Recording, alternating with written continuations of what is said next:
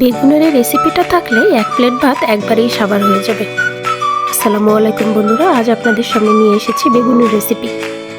বেগুন অনেকেরই পছন্দ না, যারা বেগুন অপছন্দ করেন তারা একবার এভাবে রান্না করে দেখুন, বেগুনের প্রেমে পড়ে যাবেন। আমারও বেগুন খুব একটা পছন্দ ছিল না, তবে আমি এই রান্নাটা যেদিন থেকে খেয়েছি সেদিন থেকে আমি বেগুনের প্রেমে পড়ে গিয়েছি। এই যে কড়াইয়ে বেগুন, ঝাল, পেঁয়াজ, রসুন এবং ছোটো মাছ একসঙ্গে দিয়ে দিলাম। এরপর আমি এটার সঙ্গে লবণ, হলুদ এবং মরিচ অ্যাড করে আমি এটাকে সুন্দরভাবে মেখে নেব। মেখে নিলে কি হবে, আপনার বেগুনের যে রসটা আছে বা বেগুনের যে বেগুনের মধ্যে যে রসটা থাকে সেটা আপনার প্রপার বের হয়ে আসবে এবং আপনার বেগুনের স্বাদটা হয়ে যাবে 3 গুণ।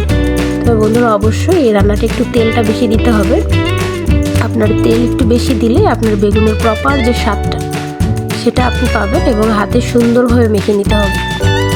আমার হাতে ঝাল লাগলে তেমন কোনো সমস্যা হয় না। যদি কারোর ঝালের সমস্যা থাকে তাহলে তারা গ্লাভস পরে নিতে পারবেন, কোনো অসুবিধা নেই। আমার তেমন কোনো সমস্যা হয় না, তাই আমি সরাসরি হাত দিয়ে মেখে নিচ্ছি।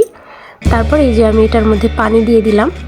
পানি দিয়ে দেওয়ার পর আমি এটাকে হালকা একটু ঢেকে দেব। ঢেকে দিলে কি হবে, আপনার বেগুনের যে হালকা যে কালো কালো ভাবটা এটা চলে যাবে এবং আপনার রান্নাটা সুন্দর হবে।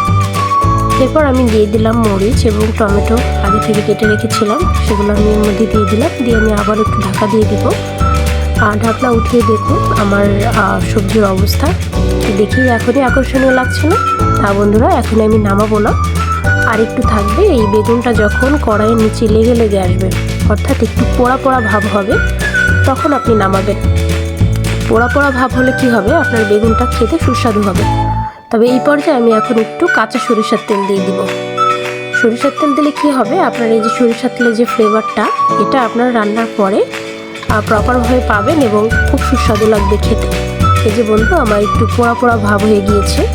এই যে আমার রেসিপিটা আমি নামিয়ে নিয়েছি। কেমন হয়েছে বন্ধুরা? যদি ভালো লাগে তাহলে লাইক, কমেন্ট, শেয়ার করে দেবেন। আমার কাছে তো খুবই টেস্টি লেগেছিল। আপনাদের কাছে কেমন লাগবে?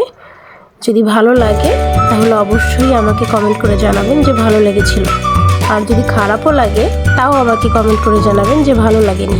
তবে ভালো লাগতে বাধ্য, ভালো লাগবেই, কারণ আমি নিজেই বেগুন অপছন্দ করতাম। আমার যেহেতু ভালো লেগেছে, আপনাদেরও নিশ্চয়ই ভালো লাগবে।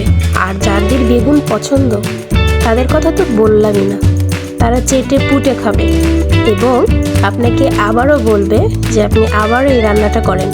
বারবার আপনার হাজব্যান্ড বা আপনার বাসার সদস্য তারা বেগুন নিয়ে আসবে এবং ছোটো মাছ নিয়ে আসবে এবং আপনাকে বলবে যে যেন এই রেসিপিটা পুনরায় করে দেওয়া হয়। Thank you.